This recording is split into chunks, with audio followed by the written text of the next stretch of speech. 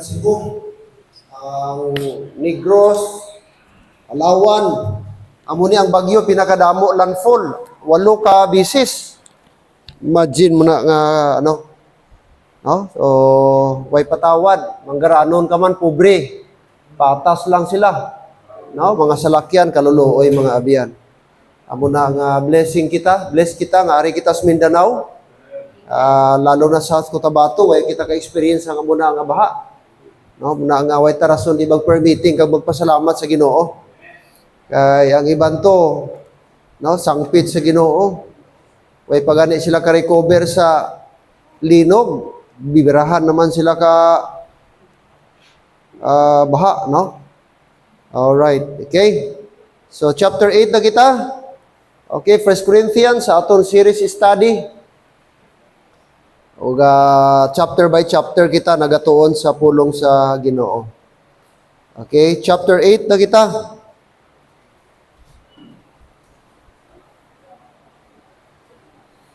Okay, verse 1, verse 2, and verse 3 lang aton nga basahon.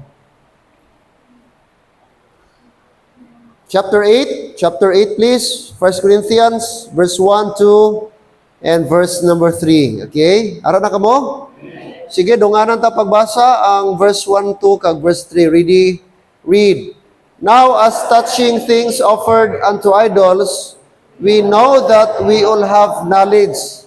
Knowledge puffeth up, but charity edifieth.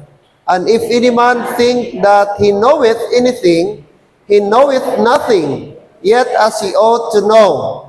But if any man love God, the same is known of him. Amen. Pray kita. Sa imo amay Dios nga gamhanan kag may gugmaon, nagapasalamat kami sini nga gabi sa bag-o naman nga Miyerkules imo ginhatag sa amon sa ini nga tuig o ini nga bulan sang November.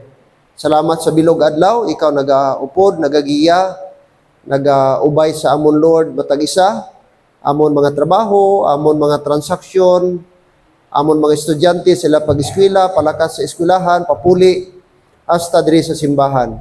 Thank you, good Lord, sa mayong nga tsimpo, imo ginhatag sa amon.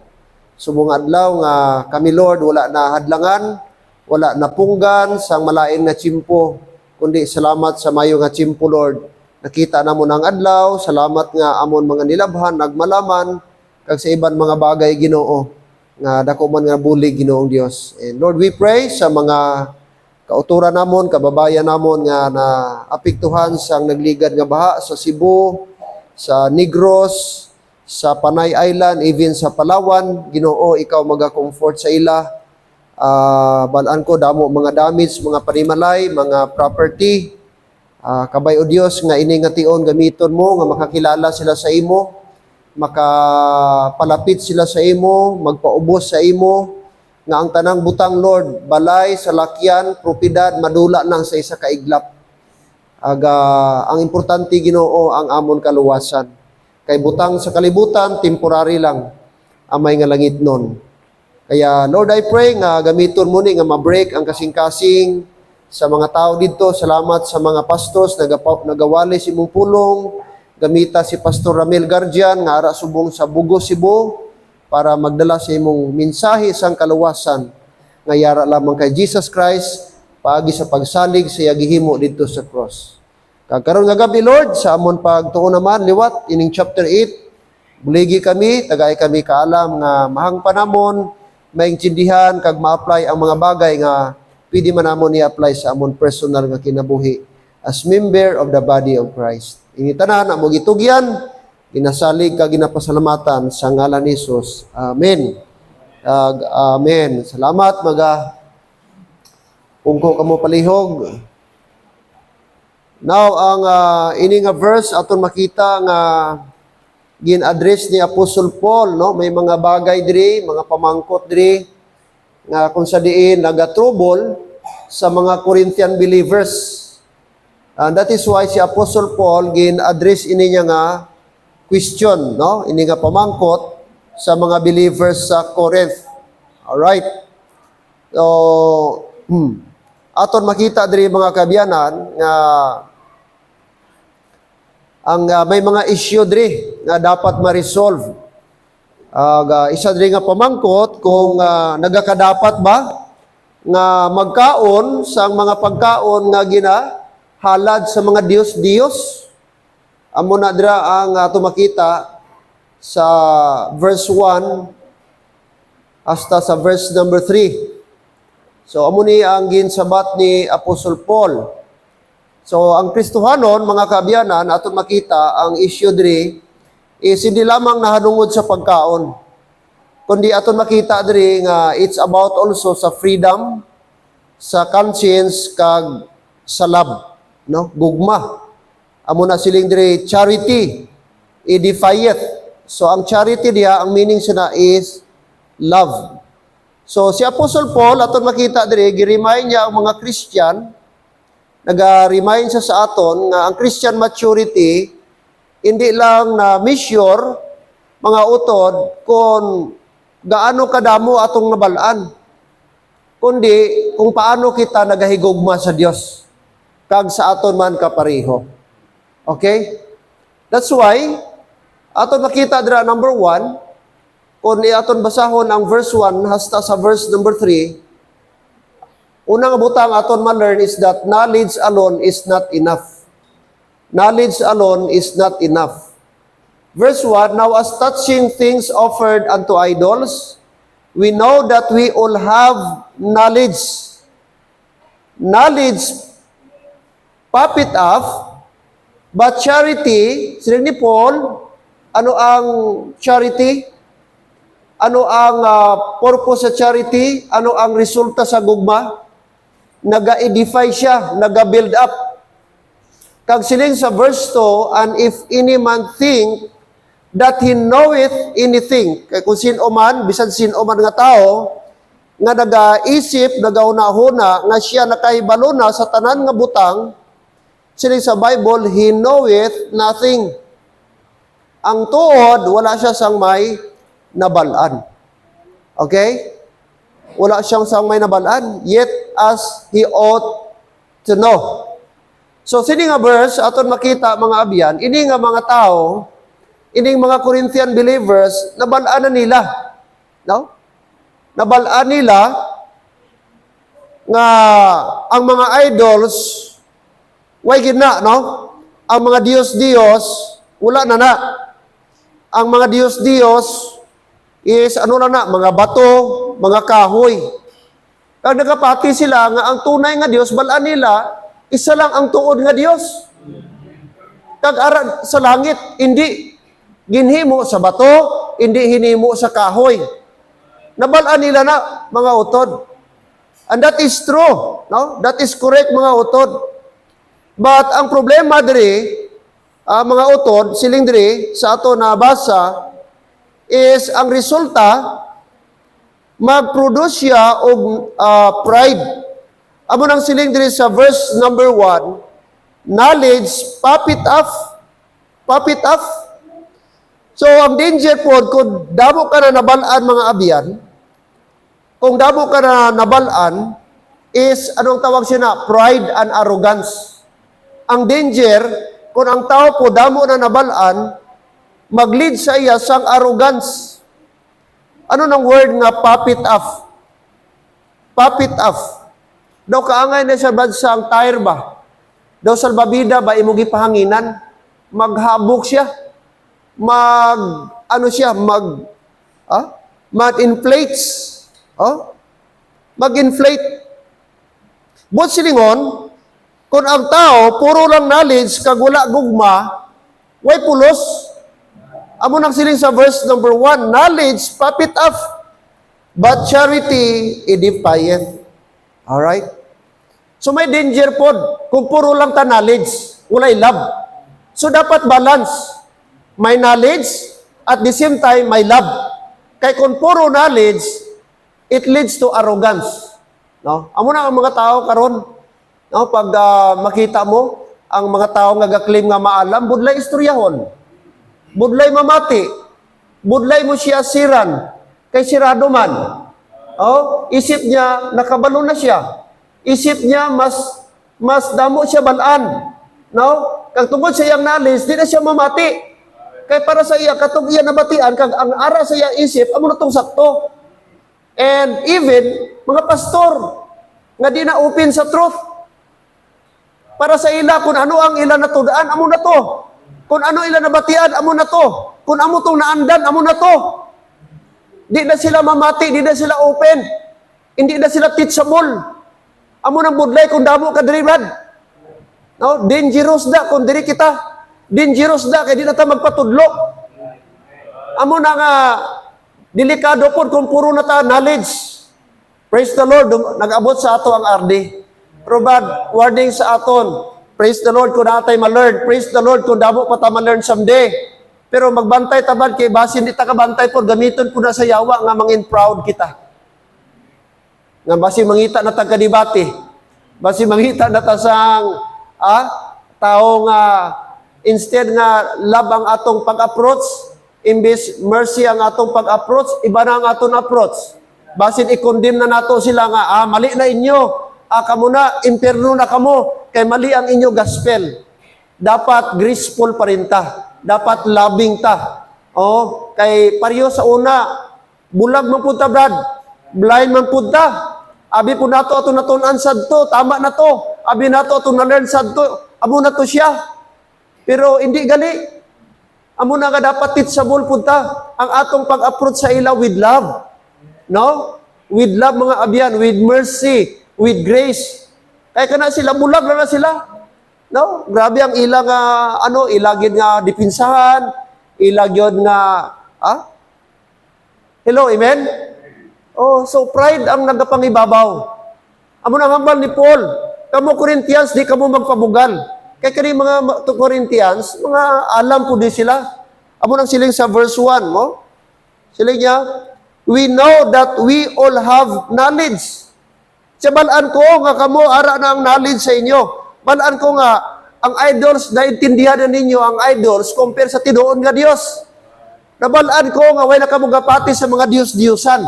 Ara na sa inyo nga knowledge, kabalo na kamo sina. Pero kung knowledge lang, kag wala kamo gugma, siling ni Paul, mga utod, wala, dili magpapag-on sa body of Christ. Kaya ang nagapapag-on, it is the love. Love, sa iliya, charity edifieth. Ang garbo, ang pride, ano siling niya? It will pop up. Pop up, magpahabok lang. No? So kung knowledge lang, puro lang knowledge, walay love mga abyan, magbais lang kamo. Way man magpapildi. Puro man maalam. Puro insakto. Pero kung love, gamitan nato sang love. Gamitan nato abyan sang approach nga with love. Knowledge and love. Wisdom and love. Amen? Kaya kanang knowledge, tawhanon lang na, Brad. Pero magsiling kag wisdom, may ara na siya love. Opo diha, Brad, ang paano kita mag-approach, ang aton boses, ang atong manner, paano nato dili arrogant approach, hindi nga daw kung kisa ang atong approach maka-provoke, no, Brad, daw matrigger bala. Pero kung with love ang atong approach, no, hambalo nato, Brad, gihimo ko ni with love ni siya. Hindi nga kay kabalo ko, hindi nga daw knowledgeable ko, hindi mo silingon nga nag-share ko sa imo mas bright ko. Hindi. Ako lang gi-share ning truth. Nga akon po nabaton. Kag join ako nga makashare sa imo. Pero depende na sa imo. Hindi ta kapiliton. Way manipilitanay kay ang truth personal man nimo nga conviction. Pero I hope nga mamati ka lang anay di ko nimo baison. Pwede na to i-share mamaya pagkatapos na ko i-share. Sharing ni ato. Kay kung argue dayon ba daw dayon so palpalon day nato paghambal niya sa verse iyang mali na, Brad, amo ning tama. Dito na. So, umpisa pa lang, guba na ang inyong conversation. No? So, dapat with love. Amo nang hambal ni Apostle Paul, Brad, sa mga Corinthians. That, ang tinuod nga makapa-edify, makapalig-on, makapapag-on, ang gugma, dili knowledge. Kay, lantawan ang mga simbahan, Brad, nga puro bright. Bright ang mga nanay, bright ang mga men. Wala na. Nagkasipak-sipak. Kay way naman magpatudlo. Di na magpatudlo sa pastor. No, kay bright po ang deacon nila, ang bright po ang married ladies nila, ang ila pong youth, bright pod. Puro sila bright. Amo na, ang pastor, ila pastoran. Kaya mas bright naman sila. No, so, dili gyud maglambo. Dili gyud mag-prosper ang isa ka simbahan kung amo na ang ara nga espiritu. No? Amo na si Apostle Paul, mga abyan, girebuke niya verse 2. Ano ang bal niya? Siya nga nagapakuno-kuno nga maalam, pero ang tuod way balaan. Sila niya verse 2, and if any man think that he knoweth, sino man sa inyo nagaisip nga nabalaan niya that he knoweth anything, he knoweth nothing. Amen? Amo na ang opposite. Kanang tao, gali mga utod, nga perti ka, babaon ba? Amo ng mga tao, siling para, kanang mga tao nga bright, kanang brilliant, brad. Ang tunay nga brilliant, kanang mga intellectual nga tao, hindi na siya wakalan. Ang tunay nga karakteristik sa taong mga maalam, gahipos lang na. Gapamati lang na sila. Ga-observe lang na sila. Huwag na sige nga wakal. Pero lantawa, ang ilang mga idea, ga-observe sila. Pero mag-istorya, once mag-istorya sila, may unod nila istorya. Nga man, with wisdom and knowledge. Harap ta? So muna, kabantay mo mga tao, sige wakal, sige istorya, amuni, balaan niya tanan, defense mechanism lang niya. Ang tuod na may ara sa insecurity, gipaagi lang niya istorya. Niya pakita niya nga kabalo siya. But in reality, wala knowledge. Amo nang hambal de Apostle Paul. Knowledge, puff up, it leads to arrogance without love. No? So, bot silingod, ano makita ta diri, mga abiyan? Balaan mo tanan, ang theology, diri sa kalibutan, mga kabiyanan, apan ko ng imo knowledge, mga utod, no? Wala mo lead sa ang imo nga nibor, no? Wala ba ipakita, wala ma-translate ang imo knowledge, wala mo maipakita ang gugma, ang maayo nga butang, mga utod, hindi mo siya mawin. Okay? Kaya nga aman, mga utod, ang love ang mag-win sa tao, hindi ang knowledge. No? It is the love, mga abyan, na mag-win sa isa ka tao. So number 1, ato makita, knowledge is not enough. Hindi lang dapat nga ang tao maalam, okay na siya. No. Ang bala ni Apostle Paul. Kaya ang tinuod, siling niya, verse number 3, but if any man love God, the same is known of Him. Apang ang tao nga nagapalangga sa Dios, nagahigugma sa Dios, siya ang tao nga nakakilala sa Dios. No? Amo na siya. Amo na ang love, no? Amo na ang pinaka-importante, pinaka-supreme kaysa knowledge. Biskan ang tao hindi knowledgeable, biskan ang tao hindi intellectual. Apan kung siya nagapakita sang gugma sa Dios, sa iya kapariha, ina nga tao utod, masiling naton, ina nga tao spiritual. Kay hindi basihan ang knowledge nga masiling nato mga utod, ang tao is spiritual. Okay? So number 1, ano to? Knowledge is not enough. Knowledge is not enough. Hindi lang dapat maalamon ta. Ang aton alam, aton updan sang ano brad? Love, charity. Muna nga hambal ni Paul. Nami ko ng tao, maalamon, tapos may gugma. Damor pa siya effective. No? Kag budlay po, kung puro po gugma, why knowledge, budlay po. No? Ay, dapat upod. Nami ng duhabad, may knowledge ka na, may gugma pa. Wow. So, mga abyan, I believe, the more ka maging effective, the more kita mahimong effective sa buluhaton sa Ginoo. Ikaduha, there is only one true God. Amo nang gihambal ni Apostle Paul. Verse number 4. As concerning therefore the eating of those things that are offered in sacrifice unto idols, we know that an idol is nothing in the world, and that there is none other God but one.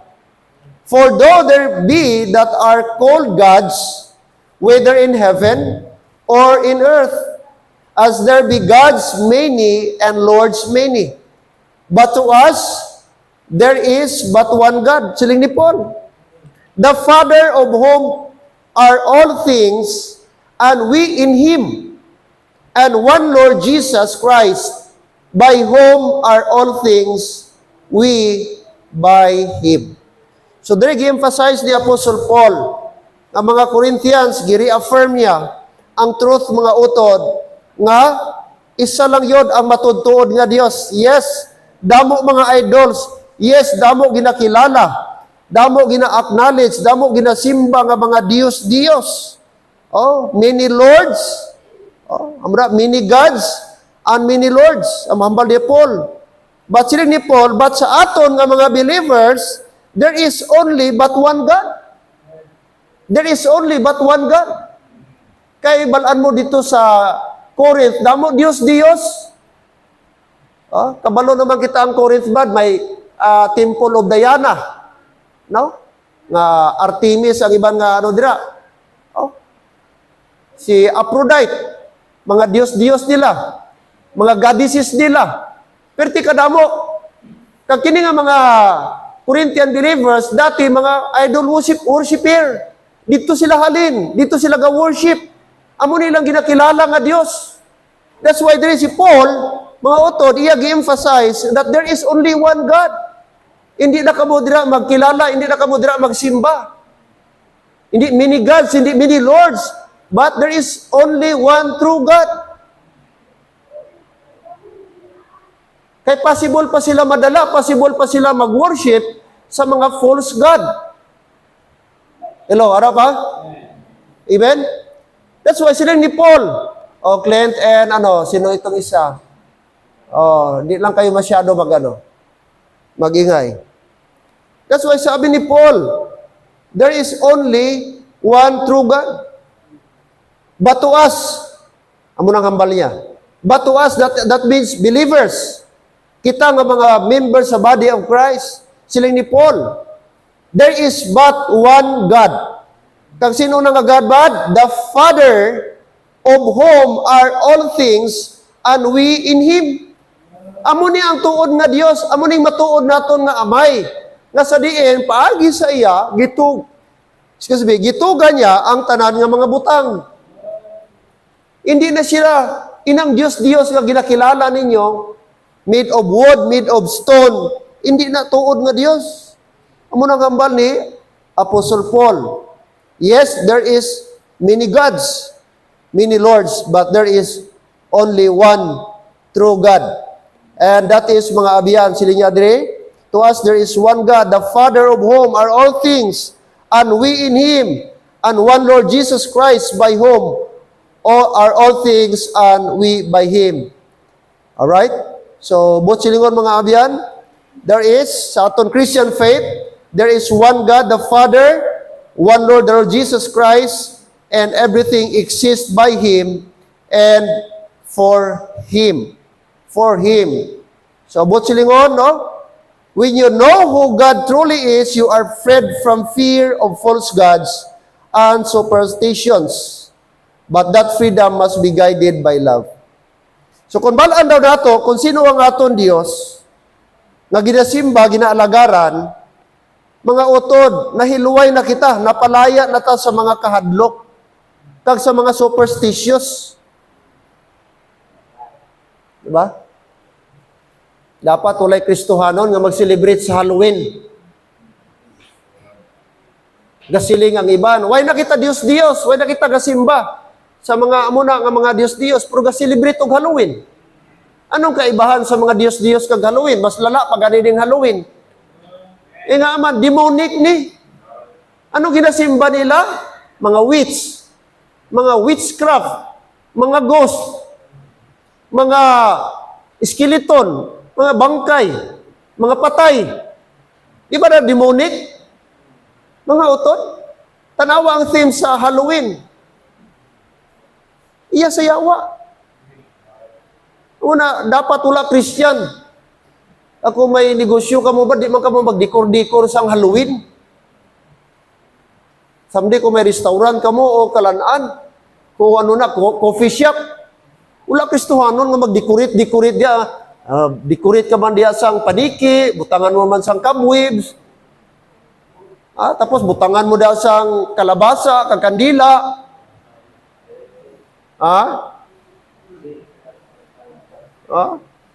Anong kinalain mo sa mga unbeliever? Kung amo na ilog-ilogon ta, nakabalo kita, demonic na ba? Iyan ang sayawa nga celebration. Wala sang biblical significance. Ara ba? Amen? And even pag-greet, Happy Halloween. Kristohanon ka? Magsiling ka, Happy Halloween? Same to you. Same to you ka pa da. Siguro Happy New Year, okay lang, Brad. Pero magsiling ka, Happy Halloween. Tapos mag-post-post ka sa Facebook, background mo, Halloween. Kristohanon ka, bagid ba lang nga matuod? Hindi na celebration sa Kristohanon. Ligo pa ta? Amo na kambal ni Paul. There is only one God. Di na kita magpati-pati sa mga superstitious, mga pati-pati, mga tradisyon na iya sa kalibutan, nga mga activity. Damo ko makita sa Facebook nga mga claim nga Christian, even sa ibang nga mga churches. I'm talking Bible Baptist, O proud pa sila, magkaon-kaon sa kalanaan, background mo Halloween. Dapat na mga bagay, di mo na ipost sa Facebook. Kung tuod ka nga Kristohanon. Basin ka mo. Di kita friend, way nakita ni pastor, kaya di kita friend. Sikreto lang ka mo.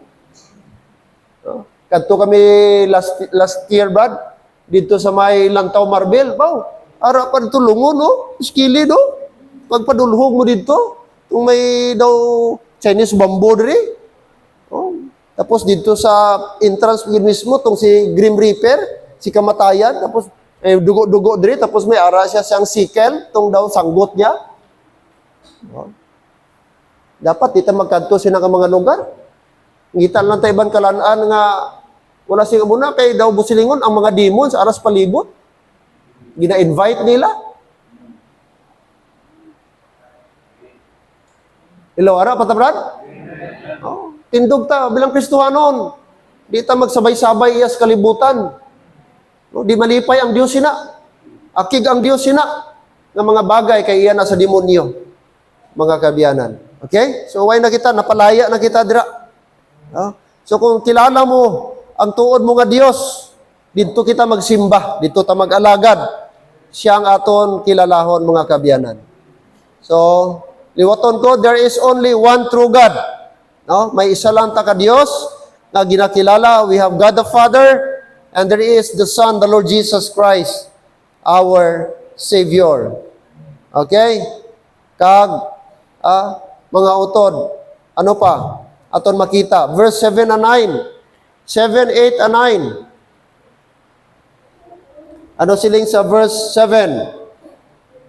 Howbeit, there is not in every man that knowledge, for some with conscience of the idol unto this are, it as thing offered unto an idol, and their conscience being weak is defiled.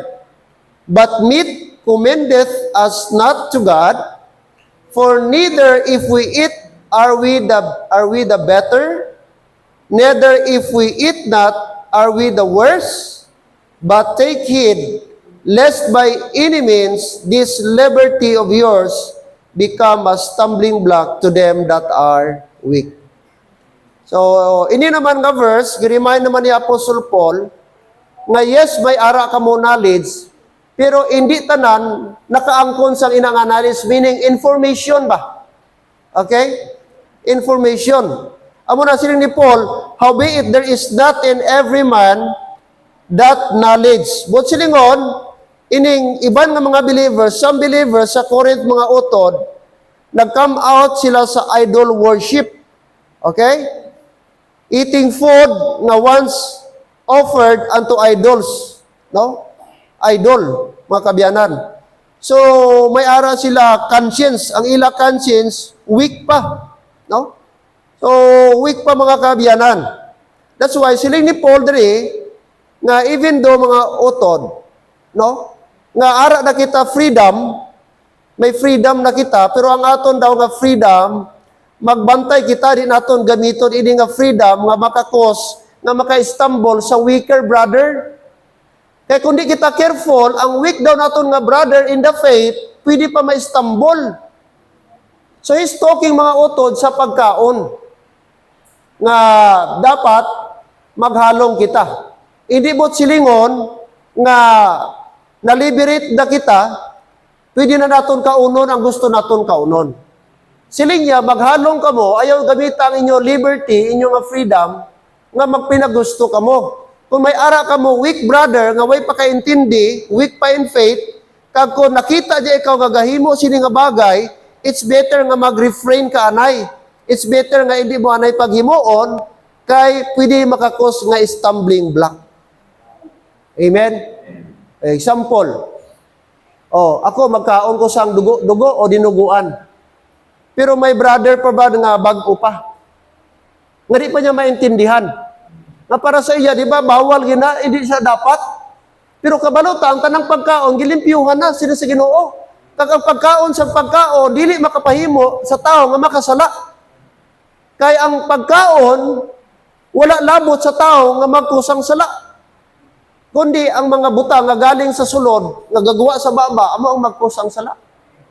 Pero for the sake, mga utod, biskan kakaon ko sila nga pagkaon, kabalo ko gini pagkaon, pwede na ko kaunon, pero for the sake daw sa akon brother, nga weak pa, nga pwede siya ma-stumble, pwede siya ma-offend, for the sake sa iya, di na ko himuon. Para di siya ma-stumble. Kaya siling ni Paul, hindi tanan tao may knowledge ba? Hindi mo silingon, hindi tanan tao mature na, nga maintindihan nila kung ano ginahimo sa mga nauna nga mga Kristuanon. So may bibi pa. So pwede mag-question sila nga, uy, pwede gali na? Okay lang gali na? So di pa sila kaintindi. So sila ni Paul, for the sake nga, ini nga utod, hindi may stumble, I will not use my liberty. Oo. So wisdom gihapon mga utod. Amen? So muning gusto i-emphasize ni Apostle Paul dire, mga kabiyanan nga, hindi tanan has the same knowledge. No? So, sila niya, even, no? So, hindi mo silingon mga utod nga na-bother ka o hindi ka na-bother, it doesn't mean nga okay na nimo nga himuon, no? So, but silingon aton nga i-analyze anay aton aksyon. Tantaw naton before ta mag-decide, before ta maghimo aksyon, kung kini bala makapa-edify, makapalig-on o makapaluya sa isa ka Kristohanon nga bata pa sa pagtuo. Amen. In other words, mga utod, aton ilimit atong freedom. For the sake sa aton utod, no? Ang iya faith, mga utod, kag ang tao nga mature, ang Kristohanon nga mature, hindi niya i-insist ang iyang right, but willing siya nga mag-sacrifice, mga kabiyanan. Amen? Sa munang botsilingon ni Apostle Paul sa iya nga sulat, mga kabiyanan, diri sa aton gibasa. But meat commendeth us not to God, for neither if we eat, are we the better? Kung magkaon bala kita, nagapakita ba nga mas maala, mas okay kita, mas lamang kita, mas maayo kita? No? Are we better? Neither if we eat not, eat we the worst. Amo nga ba ni Paul? Oh? That's why, verse number 9, may paandam siya, but take it, lest by any means, this liberty of yours become a stumbling block to them that are weak. No? So siling magbantay kamo, maghalong kamo, nga hindi nyo pag-abusaran ang liberty nga ara sa inyo. Kay basin, mahimo ini nga kasangdaran sa mga sadto nga mga tao, sa mga tao nga maluya. Maluya. Okay? So, di mo silingon dayban nga kung Kristohano nakita ang aton liberty, aton rights himuon na naton. Dapat ang Christian life, ang body of Christ, kabalo ka mo consider sa iban. Ginaisip mo ang iban.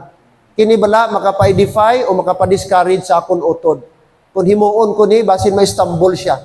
Kung ako ni siya ituloy. No? So, but silingon, gina-consider nato ang iban. Nga di ta mahimo nga, stumbling block. No? Aton ihambal. No? Aton hulam. No? So, hindi lang di hisgot sa pagkaon.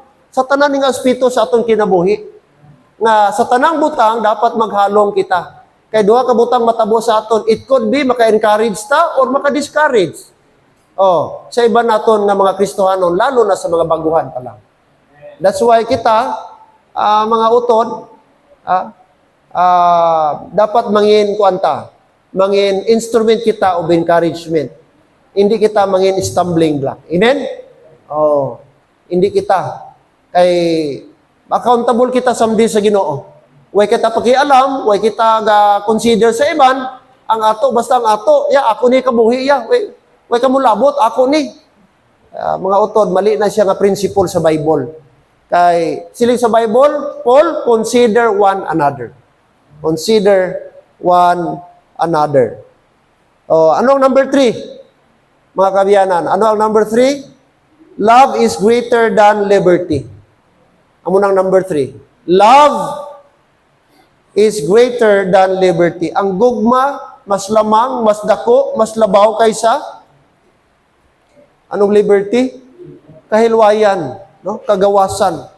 Subot silingon ang aton freedom, mga utod may limit. Verse 10, for if any man see thee, which has knowledge. Kung sino man nga tao, nakita ka nga may ara-alam. Sit at meat in the idol's temple, nagakaon sang karne. Sa idol. Idol's temple, shall not the conscience of him which is weak be emboldened to eat those things which are offered to idols? Na pagkaon gi-offer sa mga idols, and through thy knowledge shall the weak brother perish, tungod sa kay di ka careful, brad.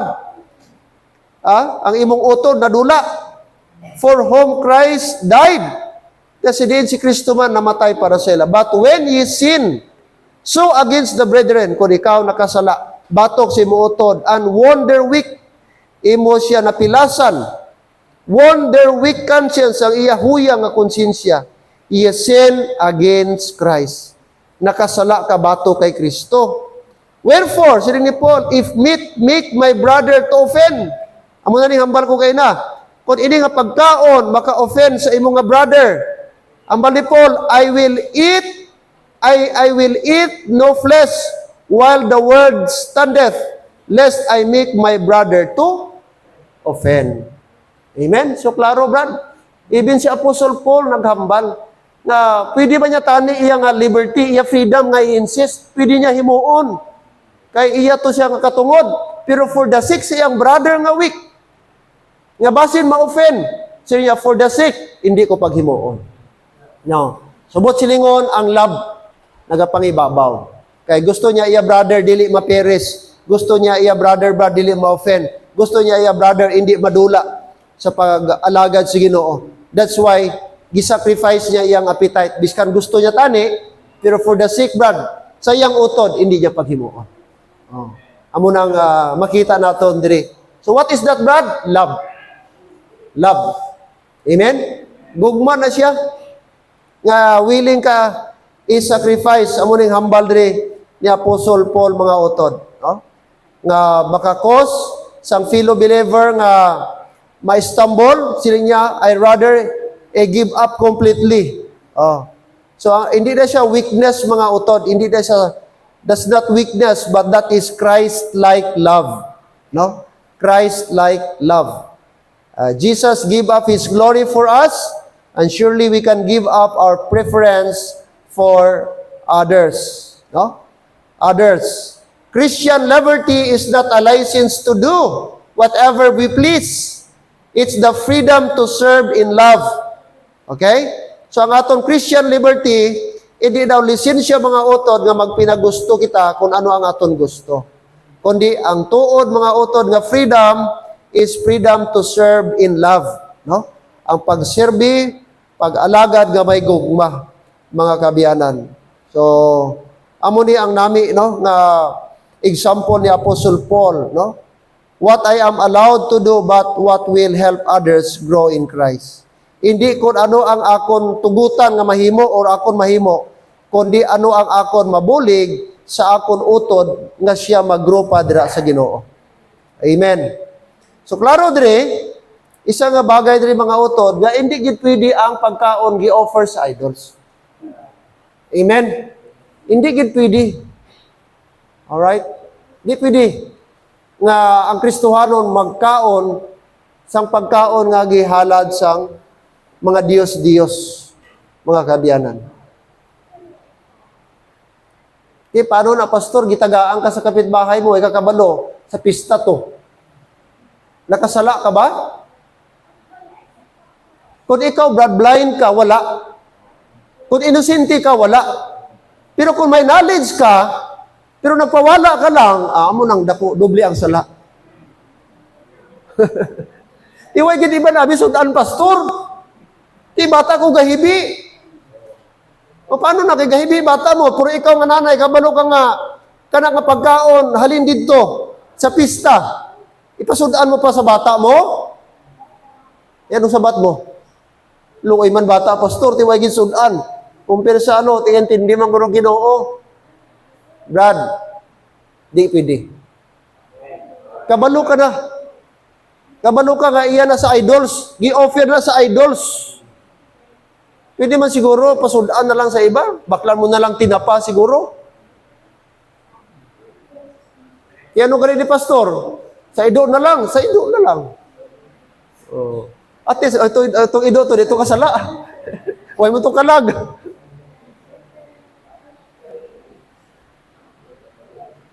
Hello? Amen? Sayang, pastor, litson, ipakaon sa ido.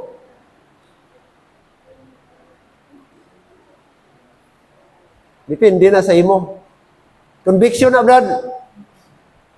Kung may kakabalo, goro, God, oh, intindihan sa Ginoo. Pero kanang ikaw, ginmamista na, iba na lang ang istorya. Kabalo ka nga pista dira, tapos, kadto ka, manghulat ko, pastor, basi may manghagad sa akon, bakay, hindi. Para ba tayo, amen? So, di na ito gamiton aton ba nga liberty. Amo nang habal ni Paul. Love is greater than liberty. No? Di na ito himuon nga license, mga kabiyanan. So, ini Corinthians chapter 8, nagatudlo sa ato, mga utod, sang principle nga knowledge without love leads to pride. Amen? Ang knowledge nga wala gugma leads to pride. But love guided by knowledge leads to peace. Apang ang love, ang gugma nga guided with knowledge, it will leads to peace, mga kabiyanan. No? Leads to peace. Oh, that's why, okay, siling ni Paul nga, if ma-offend ang akon brother, weak brother, okay, it's better nga, hindi na ko magkaon. I refrain, no? So, siling ni Paul, verse 13, no? Wherefore, if meat make my brother to offend, ano yung mga niya, Brad? I will eat no flesh. I will eat no flesh. While the world standeth, lest I make my brother to offend. To offend. O silingon, no? Na dapat kita man mangin responsible. No? Mangin responsible kita. Isa kag isabad. Like I said, hindi bot silingon kay may right ka, anytime pwede mo nang himuon, pada gusto ka na lang. Hindi. Kung ikaw lang isa, it's okay. Pero kung may utod ka nga bago pa, na pwede mag-question sa iya, it's better nga mag-sacrifice ka, anay. I-give up mo, anay, makabiyanan ang imo nga gusto o gusto mo nga kaunon. Alright? So, amo ni ang gusto ni Apostle Paul. And number 1, nga aton lesson diri mga abiyan, ano aton ma-learn? Na dapat ang atong knowledge should be coupled with love. Hindi lang puro knowledge, wala love. Hindi po pwede puro lang love, wala knowledge. Dapat ara ang duha, love and knowledge. And then, there is only number 2, there is only true God. Makita nato ang verses 6 to 8. There is only one true God. Nga dapat nato kilalahon, simbahon, of course, ang aton nga Savior, the Lord Jesus Christ. And third and last nga aton makita, na gusto emphasize ni Paul is, love is greater than liberty. No? Mas dako ang gugma, mga abyan, no, kaysa liberty. Mas mangibabaw dapat aton gugma kaysa aton liberty. So take note, yes, salamat mga abyan, may ara kita individual soul liberty, way kita ginapilit, way kita ginapirsa, may ara kita freedom. Pero ang atong freedom, nakalimit na sa kabubuton sa Ginoo. Hindi na pwede freedom nga magpinagusto kita, kaangay sa unbeliever pa kita. Ang atong freedom dira in God's will. Dira lang sa God's will, mga kabiyanan. Okay? So I hope and pray sa atong short nga lesson, may nakuha kita sa chapter 8. Amen? That's why nga basahon ta advance ang chapter para may idea kita. So chapter 9 naman kita. Isa-isa hunta ni. At least, pagbasa mo someday, mo gali ni ang chapter number 8 nga gina-emphasize ni Apostle Paul. No? Kay, like I said, isa sa mga problematic na simbahan nga gi-establish ni Apostle Paul, the Church of Corinth. Tanan, basahon mo dira ba? Ara dira. Beginning sa chapter 1, chapter 2, ara ang carnality. So may mga issue dira, mga utod nga gi-resolve ni Apostle Paul, gi-touch ni Apostle Paul, o gi-discuss ni Apostle Paul, nga dapat maintindihan nila. Kay ini nga church may division and confusion, no? Kaya